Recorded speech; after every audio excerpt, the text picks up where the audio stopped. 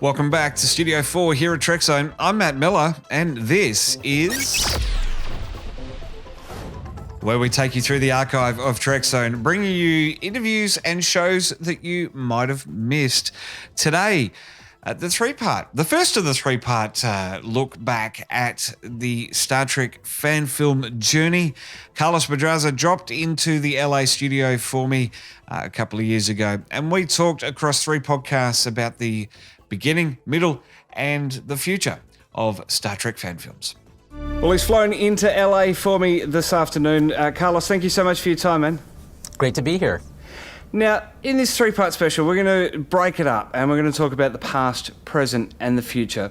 I've sort of dubbed the last 15 to 20 years as the golden age of Trek fan films, and one of the first was Hidden Frontier, which you worked on. What got that started? I read a news article about, Exeter, which was also an early fan film in the early 2000s, and an excellent one set on the Exeter during the TOS era, and I was pretty amazed by it. And the article happened to mention that there was a Next Generation era set series that was filmed in Los Angeles, and at the time I was living in California as well. So I checked it out and got in touch with them, and eventually ended up writing, becoming the staff writer for it and a producer. And it was pretty groundbreaking for its time, given that it was using green screen quite extensively, and in those early episodes it was a little bit obvious, I think you might say. Yeah, it was it was painfully obvious in the early seasons, but it was a group of fans who got better, learned better, got more people with experience involved at every level of the production, and it ended up, I think, being pretty successful for what it aimed to do. And, it spun off into, I think, 4 or 5 different series, including audio series. So it's become its own franchise that still operates today, headed up by some different folks. But audio dramas, I think, are what Hidden Frontier Productions is making these days. But it's still a pretty groundbreaking series, because it has more episodes than I think any other fan film or Star Trek fan film, if just that has ever been produced. So the original series had 50 episodes, 7 seasons, just like a real Star Trek series. It had 2 other spin-off series immediately after, and they both went, I think, 2 or 3 seasons.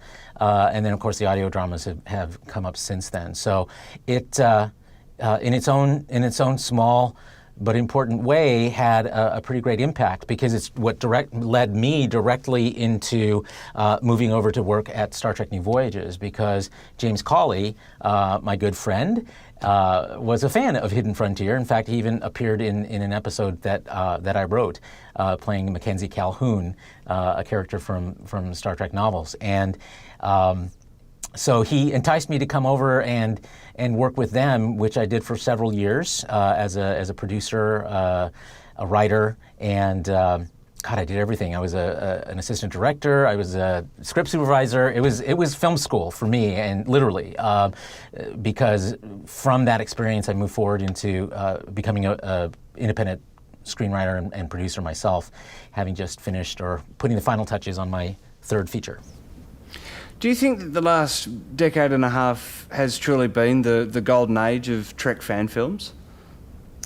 Oh, I think it's, I think definitely. I mean, since about 2000, I mean, fan films have been around a lot longer than that, of course, but, the technology really started to fall into place, and the means for distribution fell into place with the internet at the same time. And but even, I mean, it's way easier now. There was no YouTube when Hidden Frontier started.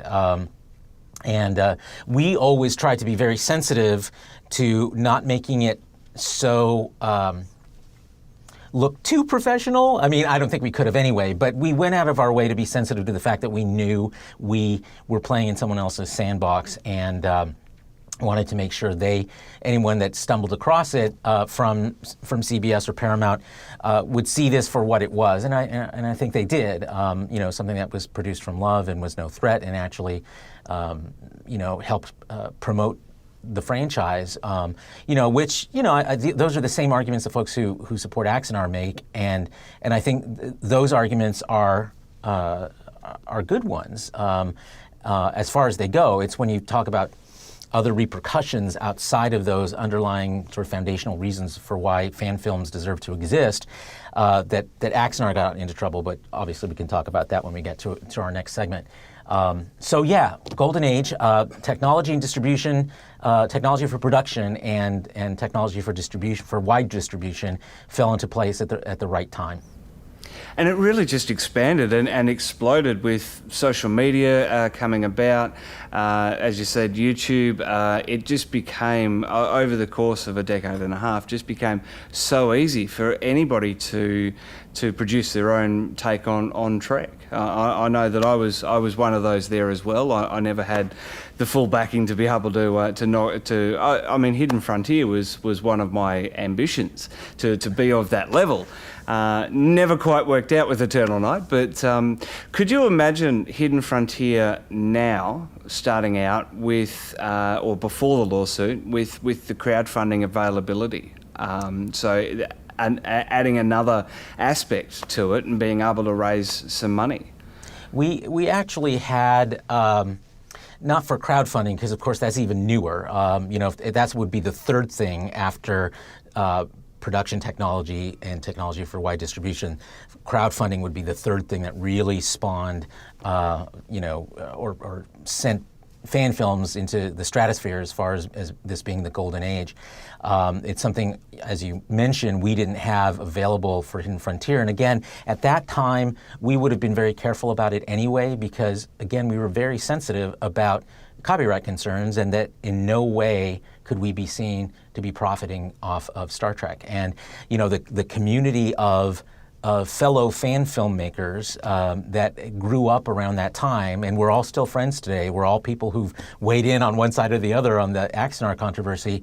We were very sensitive to that. And, whenever we found out that some new fan film was trying to sell T-shirts or, any kind of commercialization at all that could be construed as profiting off of Star Trek, we would come down on them. People would write them, or we would call them out on, in public forums like Trek BBS, because we just didn't want to go into that territory. And we've seen now, 15 years later, that that is not a productive area into which fan films want to move. Well, I really appreciated Carlos's help with talking about the fan films there, and I appreciated Carlos every time that he beamed into the show. I haven't had him on for a little while. Axanar's been a little quiet. He, of course, runs Axa Monitor, keeping that fan production honest and trying to avoid people getting scammed out of more of their money. You can find him on the web, axamonitor.com, or on Facebook. He's there as well. When something else comes up with Axanar, we should get him back and have a chat to him. It'd be good to catch up with Carlos. But if you want to catch the history of Star Trek fan films in full, click the card here on YouTube. Or if you're listening to me on a podcast, jump over to Trekzone.org, scroll down to the That Time When section and click on the history of fan films. That'll take you to the official watch page, which will give you the link to catch it in full. But for now, and as always, I'm Matt Miller for Trekzone. Keep up to date with Twitter. Catch new podcasts daily on YouTube. Plus, we're beaming to your favorite podcast app 5 days a week. Just search for Trekzone and subscribe.